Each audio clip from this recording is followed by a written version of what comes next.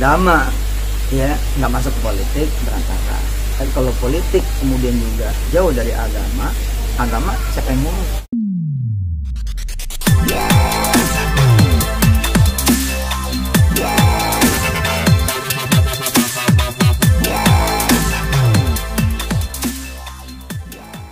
Waalaikumsalam warahmatullahi wabarakatuh. Sekarang tampaknya ini ya kayak sedang sibuk untuk di dunia berpolitik lah katakan gitu. Ini gimana sih transisi dari seorang ustadz dai ke dunia politik itu seperti apa? Ya pertama kan sebenarnya ceritanya kan tentang pengkhidmatan sama pelayanan. Terus kemudian sama manfaat. Bagaimana kemudian hidup kita bisa lebih luas dalam berkhidmat, melayani orang sesama, terus kemudian juga alam semesta, dan juga bisa manfaat. Jalan apapun yang membuat kita bisa berkhidmat, kembali ke situ, bisa melayani dan bisa manfaat, itu kita ambil, kita tempuh. Nggak terbuka pun kita ketok-ketok supaya bisa dibuka. Misalkan pasar, pabrik, usaha, bisnis, perdagangan, dari semua jalurnya. Nah, termasuk politik yang menyangkut hajat hidup satu negeri, satu bangsa. Karena keputusan-keputusan politik itu kan benar-benar pengaruh kepada perutnya semua orang, kebutuhan keperluannya semua orang, pendidikannya semua orang, termasuk kemudian agama, keyakinan, kepercayaan semua orang, nasib kemudian dunia kerja, dunia usaha dengan segala peraturan perundang-undangan. Jadi saya pikir ya kenapa kita ada di luar gitu. Ya bismillah lah gitu. Nggak dibuka aja, nggak terbuka aja kita harus masuk. Apalagi kemudian memang dibuka dan terbuka gitu. Dan menurut saya harus banyak anak-anak muda ya bahkan yang jauh di bawah saya yang jauh lebih hebat juga, baik bukan secara umur saja tapi jauh lebih kreatif, lebih lurus, lebih lempeng, itu harus mewarnai negeri ini supaya negeri ini juga diisi ya kali gitu ya ada gelombang baru lah gitu ya. Dan saya lihat kan semakin hari semakin baik. Kita mudah-mudahan kedepannya tambah baik lagi sehingga Indonesia bisa menjadi negara adidaya, negara maju sebutannya, bukan lagi negara berkembang. Dan saya berharap semua yang berkecimpung di dunia politik punya pesan kuat dari dalam dirinya untuk berkhidmat, melayani, dan punya manfaat. Dan jika ini benar, maka ini bisa disebut karena Allah. Kan orang suka bilang begini kan, lu kerja lu nyari duit doang gitu, kerja lu nyari duit aja gitu, atau kerja lu bisnis terus gitu, atau kerja lu kerja terus gitu, kapan lu ibadahnya? Nah ini harus kita dudukin dulu bahwa semua aktivitas manusia itu bisa menjadi ibadah dan amal soleh. Buang angin bisa, buang air kecil bisa, buang air besar bisa, tidur, mandi bisa semua bisa jadi ibadah dan amal soleh. Apalagi kerja, usaha, termasuk dunia politik. Masa ketika kita ngurusin orang nggak bisa jadi ibadah dan amal soleh? Nah, ketika kemudian saya dan banyak lagi ulama-ulama lain masuk ke dunia politik, nggak diragukan ini karena Allah. Terus orang bilang ini, emang Allah nyuruh kita berpolitik? Bukan, Allah menyuruh kita berkhidmat sama sesama. Allah menyuruh kita melayani sesama. Allah menyuruh kita untuk kemudian punya manfaat. Nah, bila kemudian jalan politik ya, bisa menjadi jalan yang membuat kita bisa tambah luas, tambah gede, tambah besar, tambah banyak hikmatnya, pelayanannya dan manfaatnya, itu perintah Allah. Kayak orang bilang, orang main bola, emang Allah nyuruh lo main bola? Allah menyuruh kita supaya sehat, emang gitu. Nah caranya supaya sehat diantaranya ya main bola. Jadi ketika kita bilang saya main bola karena Allah, ya benar, kan gitu kan. Terus Allah yang nyuruh kita kan prestatif, ada prestasinya, ada amal solehnya, ada ngebanggain, harumin negaranya, kotanya, daerahnya. Ya itu kan semua karena Allah ya. Bismillah. Ustaz, seorang dai itu bekerja ya, katakan bekerja untuk umat. Iya. Seorang politisi bekerja untuk rakyat juga ya. Ada persamaan Pak Ustadz? Ada, asal dia sama-sama betul tadi karena Allah.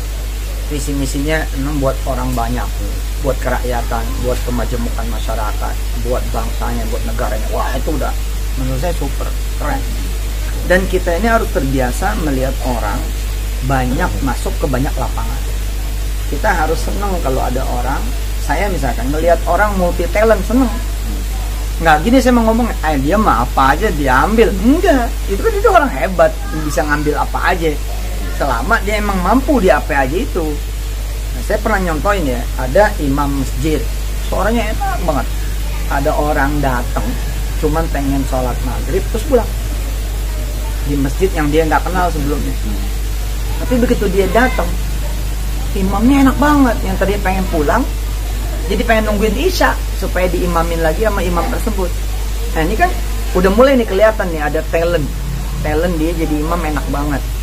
Nah dia ngobrol tuh sama orang banyak, begitu ngobrol nunggu waktu isya dia dapat pengetahuan bahwa imam ini kontraktor. Nah kalau orang nggak ada dengkinya, nggak ada sebelnya, nggak ada marahnya, nggak ada keselnya, orang rata-rata senang ngelihat orang itu multi talent. Orang senang ngelihat orang tuh banyak kiprahnya, punya banyak kebiasaan, senang. Buktinya nih anak muda, masya Allah. Jadi dia bukan cuma imam, dia kontraktor. Iya, ini dia yang bangun, semuanya dia yang bangun. Dia kontraktor kalian banget. Allah. Nah disamperin lagi masih imam. Assalamualaikum anak muda. Waalaikumsalam Pak Haji. Waduh, udah suaranya enak, Pak Haji juga yang bangun ini. Ya, ini semua dibantu sama teman-teman di sini Allah. Mampir yuk. Kita ada warung makan. Haji ada warung makan juga. Luar biasa Pak Haji gitu.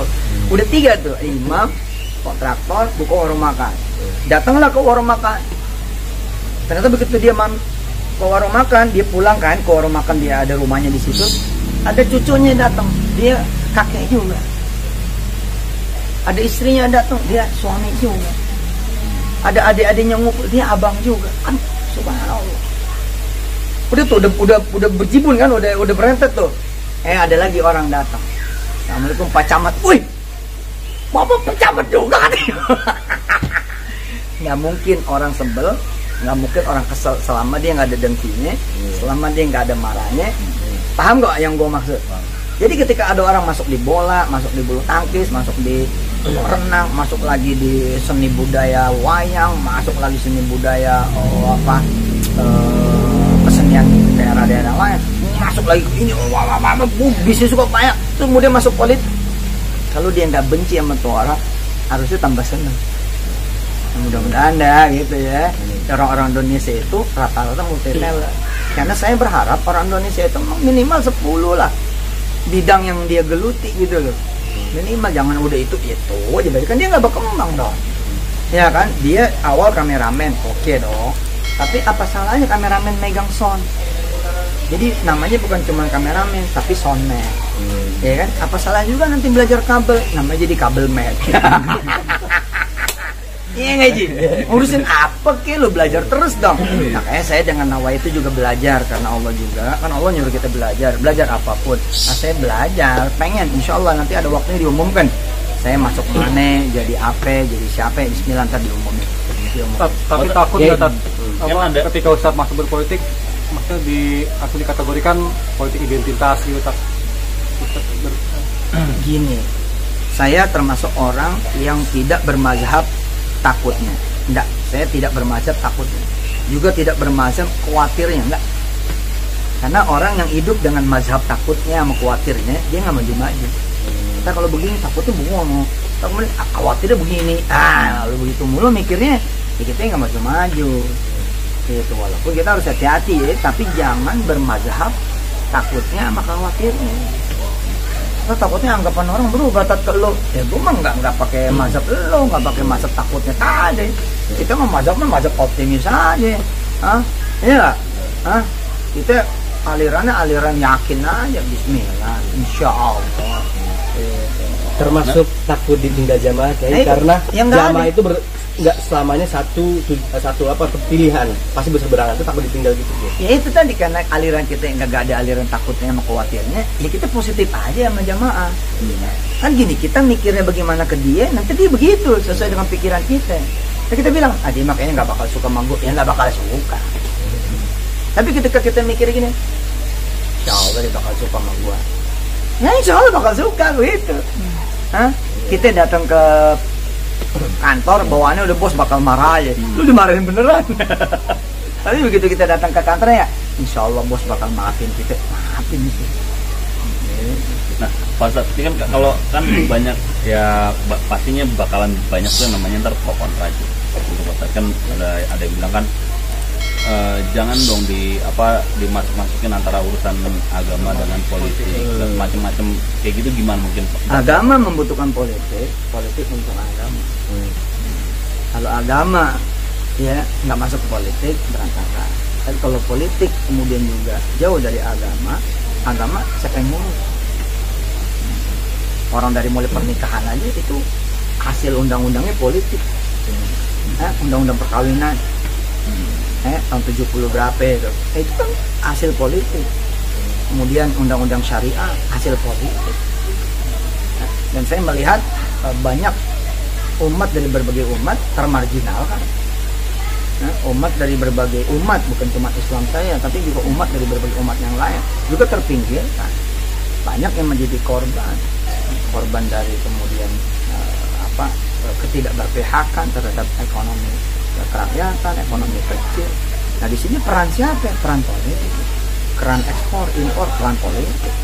Nggak bisa. Jadi orang harus melihatnya secara komprehensif menyeluruh. Makanya saya bilang agama membutuhkan politik, politik membutuhkan agama.